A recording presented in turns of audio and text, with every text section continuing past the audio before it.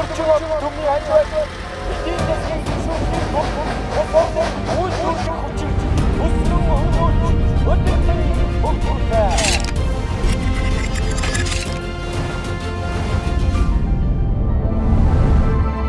Бүгд найрамдах улсыг тунхаглаж анх дугаар үндсэн хууль батлагдсны 100 жилийн санан тунхаглах ирээдүй. 60-аад оны үндсэн хуулийн нөхцөлд бол үндсэн хууль бол тэр үед Монгол улсад социализмын замаар хөгжинэ. Социалист улсуудтай одоо хамтарч ажиллаж байж тэдний дэмжлэгийг авч байж Монгол улсынхаа эдийн засаг нэмийг хөгжүүлнэ гэж байсан. Тэр зорилгот бол үндсэн хууль маань бас зохицож байсан байгаамаа. 60 оны үндсэн хууль бол социализмын замаар одоо замнах зарчмыг тунхаглаж өгсөн ийм хууль. 60 оны үндсэн хуулийн дээр чинь одоо бид социализм байгуулах тэр том одоо зорилтыг дэвшүүл тавьсан ийм бас нэг их өвөрмөц шилжилтийн их том шилбэгдэл өгөхий тухайн үедээ тэгж үнэлэгдэж байсан ийм хууль л да.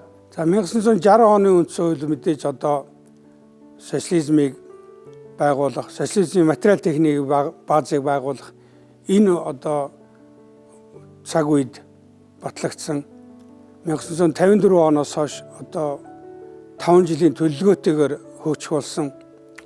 За социализмын материал техникийн баазыг байгуулах гол зорилтыг дэвшүүлсэн. Энэ одоо нийгмийн шаардлагуудаа нийцсэн тийм хууль байсан. Монгол улсын анх дугаар үндсэн хууль болоод 2, 3 дугаар үндсэн хуулиуд хоорондоо 20 орчим жилийн давтамжтайгаар шинжлэгдэж иржээ.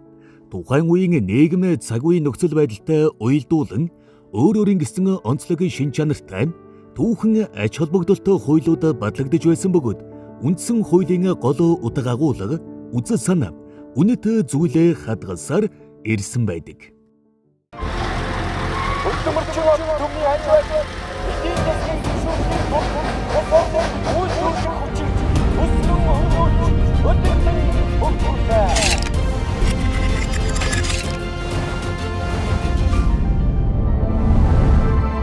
Бүгд найрамдах улсыг тунхаглаж анх дугаар үндсэн хууль батлагдсны 100 жилийн санан тунхаглах ирээдүй.